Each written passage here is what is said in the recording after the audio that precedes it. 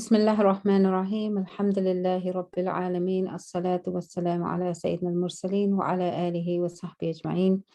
Assalamu alaikum wa rahmatullahi wa barakatuh. So inshallah, today's talk will be on childhood obesity. Inshallah, I hope that this is it's a very, in some ways it's a very depressing topic, but I hope that Ramadan is a good time for us to learn how we can make more effective choices as a family. I realize that our children are an amana just like our own bodies are, and that there's very much, that it's within our control, inshallah, in terms of changing our habits during this month and beyond. So this is unfortunately my third attempt at this talk because we've had a lot of issues with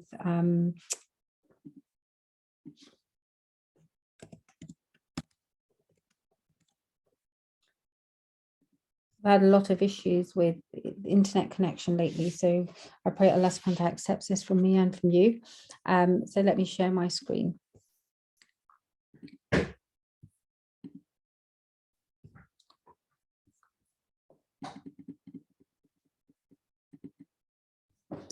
here we go, childhood obesity. So firstly, I want to talk a bit about this slide. On the left-hand side, you see an emaciated child, a victim of starvation and famine, who is, very, very poorly. And this is how we have historically understood poverty. However, the child on the right-hand side is also likely to be a victim of poverty. And this is what poverty looks like in the Western world and also in sort of rapidly developing countries. It's important, of course, to see your own doctor because there can be medical causes of obesity, such as an underactive thyroid, which is often not always picked up in children, and also some genetic conditions such as Down syndrome and Turner syndrome. So that's really important.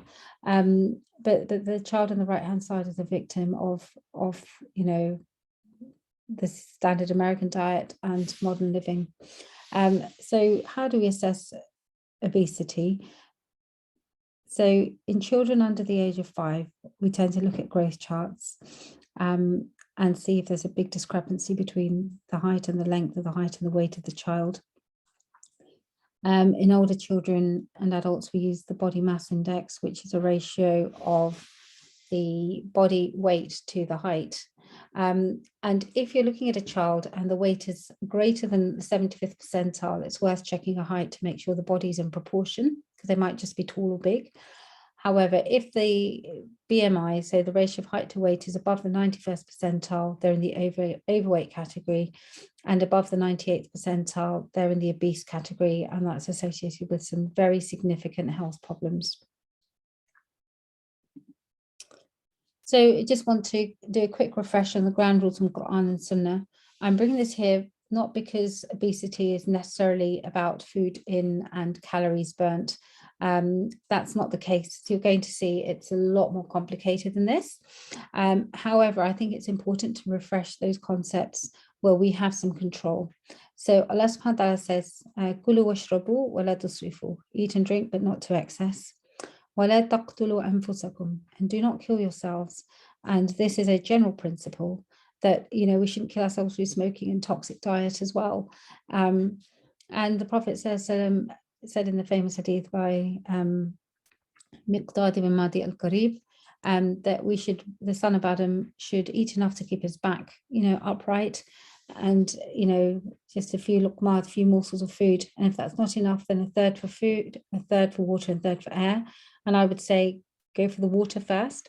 Water is the substance of life, and we can often squeeze out the water or forget to drink it and then feel tired and get migraines and really struggle because we're filling ourselves with food, and food is essentially our contact with the outside world, so it needs to be moderated. And it carries good and bad, and then leave some space for air. Don't push your stomach right up to the diaphragm. You can't breathe, you can't move, you can't speak, and you have to go to sleep. That's not the spirit of eating. The Prophet said in another hadith that the disbeliever eats with 7 stomachs whilst the believer eats with 1. So that's really referring to the concept of gluttony. And we live in a time where food has become equated with pleasure.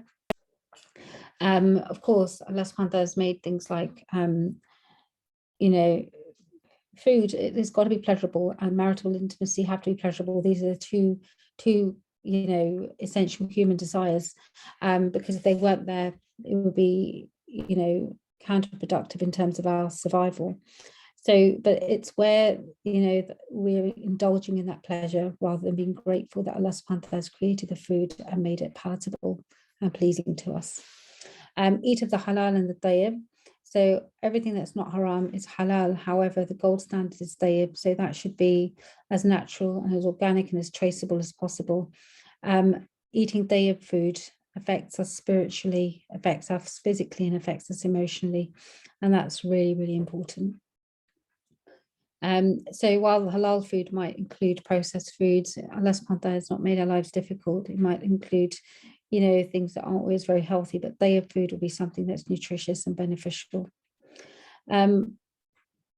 The prophets were sent with different fasts, and we've often spoken about the fast of Ramadan and the voluntary fast, and there's a lot of information around the 5-2 and the 3 consecutive days.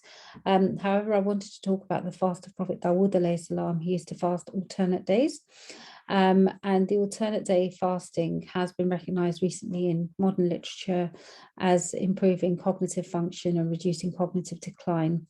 So that's quite an interesting finding. Our body is an amana, our children are an amana, and so it becomes very important that the guardians of the household, the parents, are seeing that what they put into their children's mouths is an amana as well. It's a very important responsibility. It affects their physical and their spiritual heart and their chances in life to be successful and to carry the message. So I want to take away from this slide overall that the key message is one of moderation and mindful eating. So the next slide is called the fat kid epidemic and why it's a problem. And unfortunately, we all know the reason I use the catchphrase fat kid is because it conjures up an image in our minds. We all know what we're talking about, and we actually feel very sorry for that child. And it's a real problem, physically and emotionally. So a third of 2 to 15-year-old children are either overweight or obese, and obesity doubles the risk of premature death, so early death. There's a 7-fold increase in the risk of type 2 diabetes and associated complications such as blindness and limb amputations. In addition, there are many other risks that I haven't listed here, but some of the salient ones include heart disease, strokes, cancer, and depression. And the cost of treating diabetes and obesity is greater than the entire cost of running the police system, the police force, the fire brigade, and the judicial system in this country. So it's a huge economic cost. Obesity is multifactorial. It's not straightforward. And it comes down to behavior, culture, genes, environment. We know that stress is associated with obesity, and stress changes our chromosomes. It shortens the telomeres, and that can be passed down several generations into our children. Gut microbiome, the yeast on our mother's hands, goes into her cooking, and that's passed down 3 generations. So I probably got some of my great grandmother's, yeast in my genes. The environment in which we live, we know that deprived areas have more fast food restaurants. So is there a chicken and chip shop or a sweet shop outside the school, for example? So there are many, many things. And we know that obesity can run in families. It's your circle of friends are the people that you're closest to. How they eat almost certainly determines whether or not you're obese. So these things become very, very important. Then we have convenience foods. Calorie dense foods are actually just a survival disaster for the human race. We're not meant to really eat large amounts of calorie dense food. They are toxic to our brain.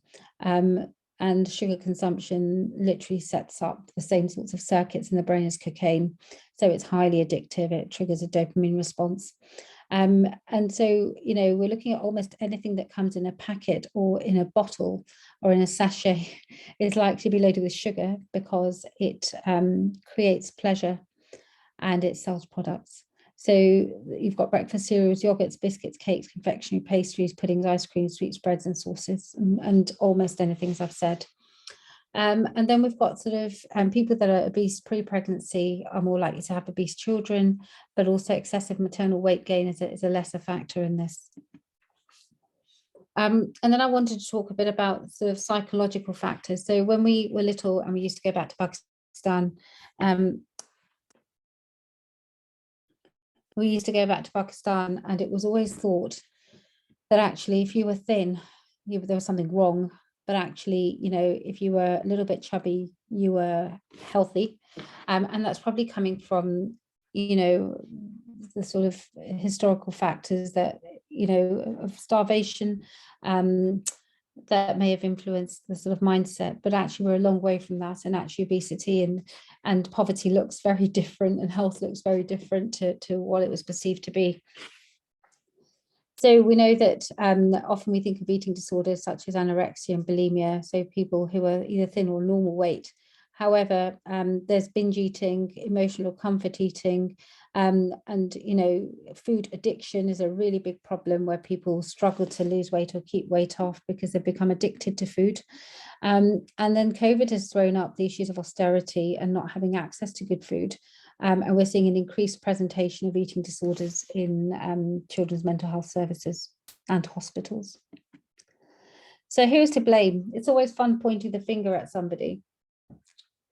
And we could, you know, I think government policy is important here. And there was a, you know, sugary drinks tax or soft drinks tax that was introduced, and there's been some talk about a sugar tax. But government policy determines, you know, what we have access to and what our children have access to. The food industry is as big as the pharmaceuticals, if not bigger. And I think the important thing is to watch the trail of the money. Where is it going? If it's going to a massive multinational or a big, you know, company, then it's profit driven.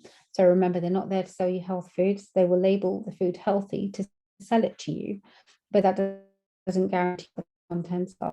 So really the food industry is founded on profit and pleasure and taste, so that they're not out there to support you. They will sell you convenience, and they will sell you, you know, byproducts of the Industrial Revolution, you know, fast mass-produced food that maybe isn't actually food, that, you know, got food chemists involved and various other processes that go into this. Are hard pushed, stretched parents to blame, parents who are trying to juggle so much. This is another probable byproduct of requiring two nearly full-time incomes to support, you know, family living, at least in London and possibly outside as well, where parents are then having to increasingly micromanage, juggle, and you know, still meet the cost of living, which is incredibly high, to be able to provide food. Okay. And then we have also our own sort of mindsets, our own cultural values with which we've been raised. We've got the post-war mindset. So during the war, food was rationed. And so people coming out of the war, perhaps our grandparents or great-grandparents' generation, were taught to finish everything on their plates. And that is, of course, a really important Islamic principle, not to waste food. However, at the same time, it comes with this issue that, you know, perhaps you're better off putting less on your plate in the first place and taking seconds. Schools have a very limited budget for food. If we were to look at how much is spent on school meal, I think we'd be disgusted. Schools hardly provide a scrap of a green vegetable, and increasingly dessert is usually some sort of pudding or pie. And we do think our children will work it off, but actually children start developing heart disease from the age of 14, where their arteries start to become lined with you know, with plaques. Poverty, we're going to talk about in more detail. Poverty is a real issue. Then they've got media and advertising. We've got all those subliminal images, you know, images telling us to consume, to buy, to eat, to taste, to indulge. And it's a whole industry based on consumerism, and it affects the choices that we make. We've got language barrier, which means that often this sort of information around childhood obesity or healthy choices is not readily available in languages outside of English. So that's an important factor. You've got fast food multinationals such as McDonald's, KFC, you know, even Nestle, I guess, which is not fast food, but they're all out to make profit. They're not selling you food, they're selling you plastic and toxins. So when you eat that, it might give you some calories, but it doesn't give you the nutrition of the food. It gives you the halal, but not the tayyib, and it's being aware that that should really be eaten in a very limited fashion. The gaming and entertainment industries are keeping us sat on our bottoms, and sitting, as I call it, sitting disease is the smoking of today. And it's leading to a whole multitude of health problems in itself, both mental and physical.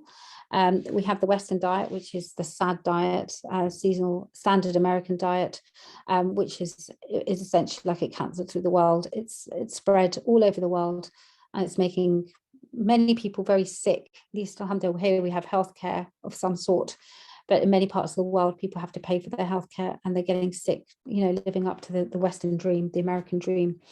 And you know, it's obesity is often missed by healthcare professionals. So it's either not identified, or it's a difficult conversation because it makes, you know, parents feel vulnerable and bad, or that it leads to, you know, there's just not enough time in the consultation. So it's really important that parents are on the ball and are watching their children's weight. So the next couple of slides around health inequalities. And I just want to introduce this as some of the backdrop to the discussion, because it's not possible to talk about childhood obesity without looking at health inequalities.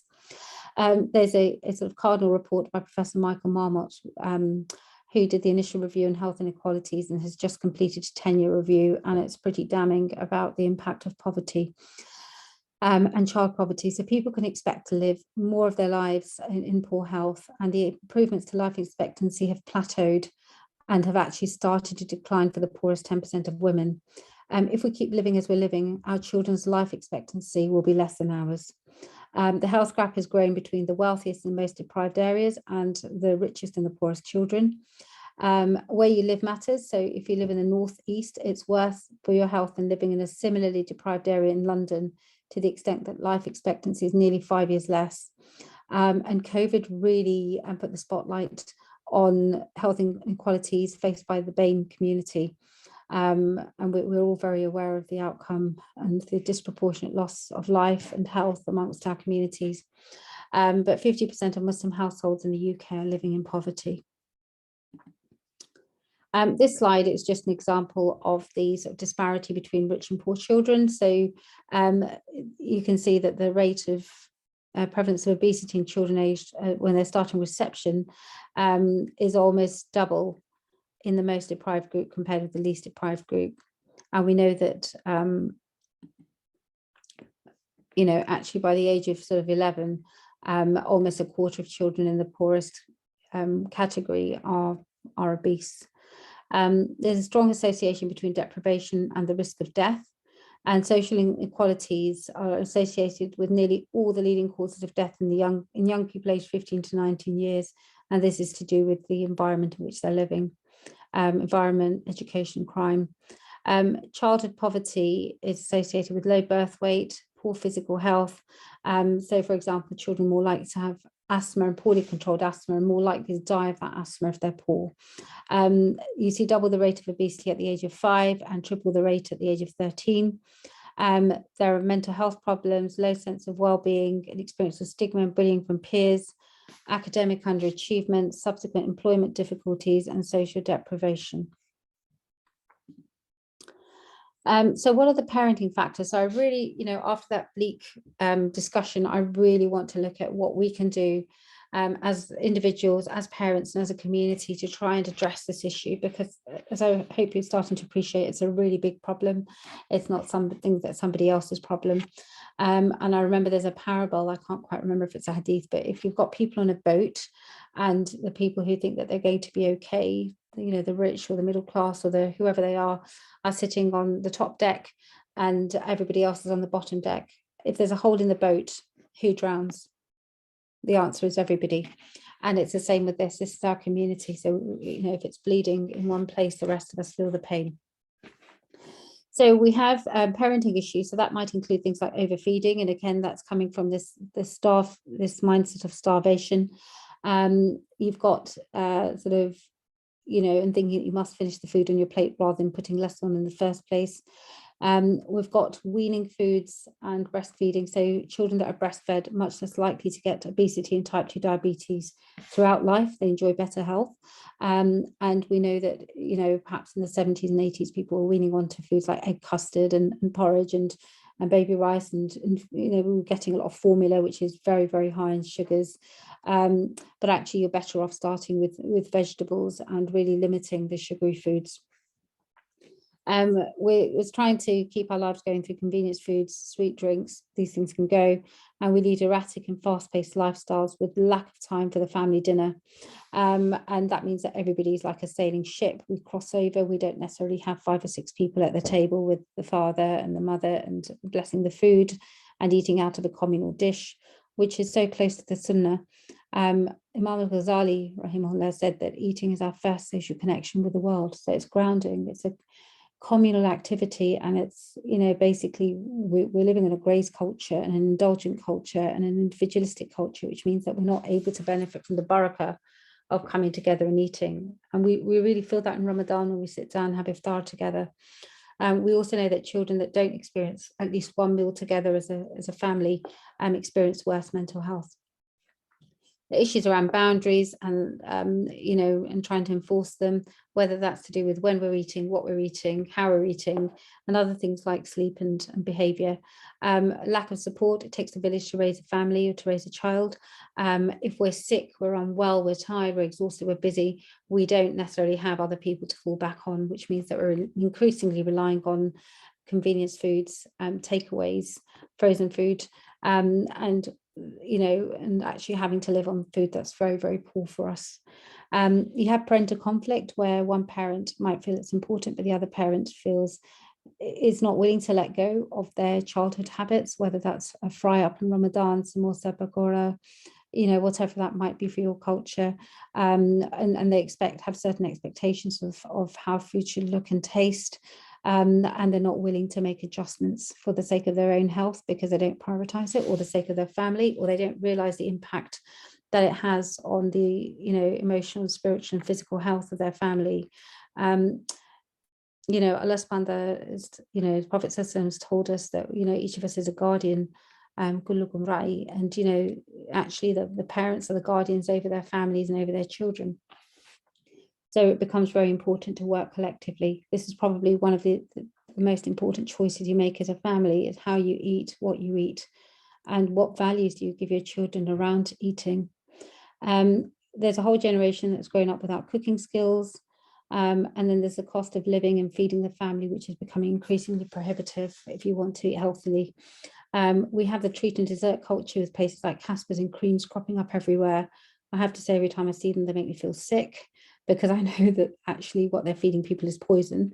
But at the same time, it's thinking that perhaps, poison only becomes significant if you have it in a certain amount. So, we know that, for example, things like broccoli contain cyanide, which is a known poison, and rice contains arsenic. So just by means of a parable, you'd have to have enough of that broccoli to kill you. And likewise, if you have that treat in moderation, say at a real celebration, that's fine.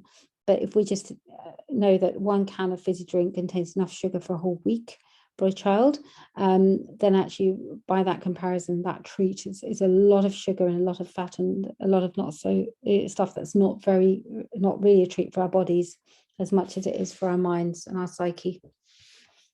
We're living sedentary lifestyles, and we're not necessarily making family fitness a priority.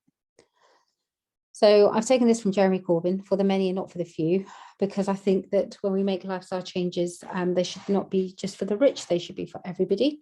And I think Ramadan is a month of community, and the changes that we talk about should be accessible to the majority of people. So the first thing is to stop the problem upstream. So avoid purchasing junk, sugar and processed food, plan your meals, and prepare things in advance so that you can freeze up and take things out on a rainy day and reduce your reliance on takeaways and fast food.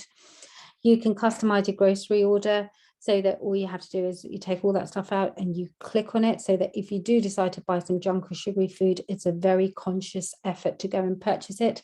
And if you need to automate your grocery list and you know that certain items run out a bit later, you can prepare separate lists. I've personally used Mindful Chef, which is a food box, and it's very good. It contains whole grains and a variety of fruit and vegetables. So you can cook more or less from scratch and take out the work of thinking about what you're going to cook. And it's also been recommended by a pediatrician. So it's a good choice if the food and menu suits your family. Frozen vegetables, frozen berries are as good as fresh, and they're a lot cheaper. Canned tomatoes and canned lentils take time out of cooking, and they're also good. They're not toxic or dangerous. You can use smaller plates and take seconds if needed, and that's much better than having the larger plates that sort of emerged in the late 80s and early 90s. Before that, I remember having a 3/4 size plate, and wait 10 minutes between, or at least 5 minutes between finishing off one plate before you reach for the next one, so that your stomach has actually got, the stomach stretch receptors have got time to respond. Offer salad and whole grains and lean protein at every meal. So there's some really nutritious and filling things at the table. And try keeping fruit and yogurt, a plain yogurt, which you could have with fruit, and maybe a little drizzle of honey as a dessert. You can make a fantastic bone broth, which is rich in protein and a lot of minerals. And it's very, very filling. You can use that for a quick soup or cooking rice or couscous as a stock. You need to make change a family effort. So as I said, if the people you associate with obesity are more likely to become obese, and this is to do with communal sort of habits and behavior. And actually eating is a social activity. So the people we eat with are essentially, influencing our eating habits. And behavioral change is a lot easier in a community, and your first community is your family, starting with your nuclear family. So make change a family effort. Don't single out a particular child or a particular member. Structure your time. So Ramadan is all about time management, and children need an hour of physical activity a day, and if they're less than 5 years, they need up to 3 hours. So a lot of running around is very necessary, very important for their physical and mental health, for their cognition, for their well-being, for their self-esteem. You need to have a firm bedtime with structured meal times, and restrict snacking or grazing and too many TV dinners. So I wonder how many of us recognize these. All of these need to go, or not go all the time, but be had in absolute moderation. So I wanted to talk about one last thing that I've forgotten to mention earlier on in this talk. I wanted to talk about the South Asian community and poverty. So this is from a different perspective. And it's looking at the rates of obesity and type 2 diabetes within our community.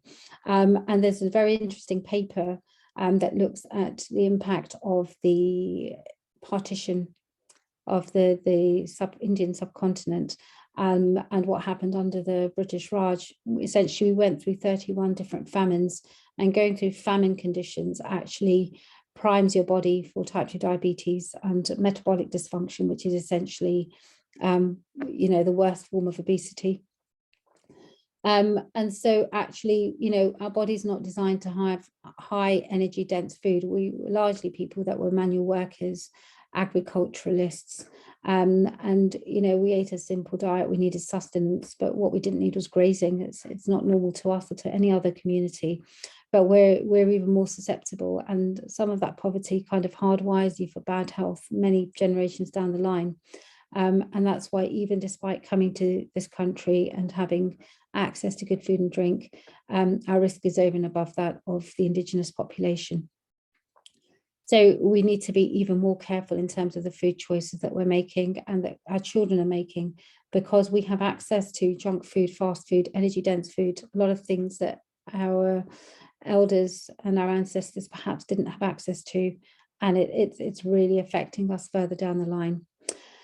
So Ramadan should be the time for a new beginning, and we've got some swaps here that I hope inshallah will be helpful. Oopsie daisy, 1 second, sorry, just trying to move this across the screen. Okay, so the first thing is sweet drinks. So sweet drinks are offered in nearly every family. They take the form of fruit juice, squash, milkshakes. We know that commercially made smoothies are still quite high in sugar, even if they're not on the label, and that's to do with the degree of processing. So you're better off making a homemade smoothie. We can make a fantastic, we do a really lovely smoothie with some avocado and possibly fig, or half a banana or a pear. I particularly like avocado and pear smoothie with some organic or even raw milk and a bit of coconut water. Don't add any sugar or any sweetener. Always check the labels of what you buy. A lot of coconut water is loaded with fructose, which is a fruit sugar, and that you don't need. It's probably a stabilizer, but you just need to be mindful of the fact that no two items are the same when you purchase them. And fruit juice is a massive sugar hit to the liver. Squash, even if it's sugar-free, is still containing those artificial sweeteners, which are telling the brain this is sweet, this is sweet, this is sweet. So it's hitting that part of the brain, and it's affecting your metabolism and your insulin response. So, replace those with something and get your children involved. Anybody can throw some stuff into a blender and blitz it, and add some ice, make it tasty.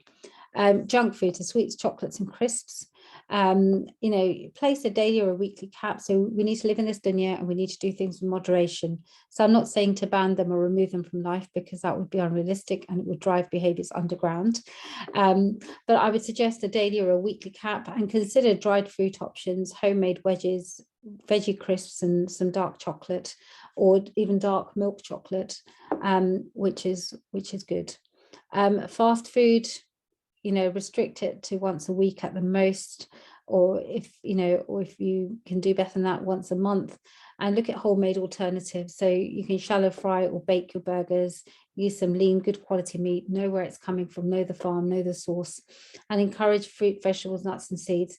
This is going to take a lot of a pushback, but inshallah, in Ramadan, we have the spiritual barakah of the month. We have the intention, we have Allah subhanahu wa ta'ala's help, and we're making other changes. We have more self-control, so it's a good time to try and make some positive changes, rather than telling us actually those fry-ups are a good idea that I showed on the previous slide.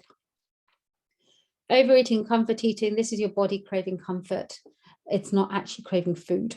So you need to actually address the psychological need, and a good way to do that is through journaling or mindfulness. And also, if you can implement a good firm bedtime for your children, then you take out the problem of bedtime snacking. And actually that just needs to be a rule: no food in the bedrooms, no food after a certain time at night. Boredom, if they're complaining of being bored, particularly in Ramadan, tell them to take a nap, or follow the sunnah of the qaylula of the Prophet ﷺ. They get reward and they get refreshed, and their mood is better, their energy is better, and they're a bit less bored. And screen time is a really difficult one. We're all on the screens, but see if you can replace it with some physical activity. So that might include a bike ride or a walk, or getting them to help out with physical household chores. Depending on the age and stage of the children, they can help with laundry, they can vacuum, they can do some gardening, they can put out the rubbish, and actually start working as a team rather than as individuals. So as I said earlier, I received a really fantastic piece of advice when I was a child, and I was always a little bit on the healthy side. We go back to Pakistan, it was always you needed to look healthy. So probably not quite in the not in the obese category, but probably at the cusp of being a little bit overweight. And I remember seeing a school nurse, and she gave me a fantastic piece of advice, and she said, look, there are two things that I want you to do. One is stop eating crisps, and the other is when you climb up the stairs, run up the stairs. And I was probably about 11 at this age, and that advice stuck with me, and to this day I remember her and remember what excellent advice it was, because after that my weight's always alhamdulillah in the normal range. And when I saw stairs, I would run up them rather than walk up them, and I cut out the crisps, and that was enough, and it was simple. So the steps that we take, particularly behavior change, need to be really effortless and really simple. And I've given you lots of ideas here. Even inshallah, if you make one small change, that will make a change within your household, within your children. It shows that you're consciously thinking about things. So here are some useful resources for anybody who'd like some more information. We've got anybody who's interested in data should look at the National Child Measurement Programme, which looks at children at 3 different stages. You've got the fingertips.Public Health England website, and that's about health inequalities across a range of domains. So includes maternal and child health, but also obesity, and it has all the latest data on there. The next link is probably the most important one on this entire slide, and that's the British Dietetic Association resource. That's around mindful eating. And so it's not what we're eating, it's how we're eating. and it brings back many of the sunnahs of eating. It's about not being distracted, not watching TV, not doing a crossword or surfing our phones, or when we're eating. We should make our eating structured, timetable it in, have it with our family so it becomes a positive time, have good conversation at the dinner table, be mindful that there's enough for everybody to go around, and then chew your food properly, and wait, and then swallow it properly, and then wait until you've filled your bowl to fill up the next lot. Give it ideally 10 minutes, though that might be tight in Ramadan, but give it a bit of time for you to register that actually you've eaten. If you're distracted and multitasking and having a desk lunch, your brain doesn't process that you're eating. It's not receiving all the information from the senses, the sight, the smell, the taste, and the stretch receptors in the stomach. Everything needs to be engaged in that psychological process. I've also included links to the NHS physical activity guidelines, because we've only just touched on those, and that's a really important thing. I would say that some activity is better than none. To do it as a family and make the intention of worship and looking after your bodies and your minds is a really important one. And I would say that can start in Ramadan.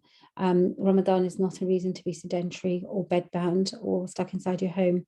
Rather, we should use this as a training period for the rest of our month, rest of our year, rest of our lives. And I've also put down here a link to some advice around weaning babies and when to offer vitamins to children. So inshallah, I hope that's of benefit, and may Allah subhanahu wa ta'ala accept it. Jazakumullah khairan. Assalamu alaikum.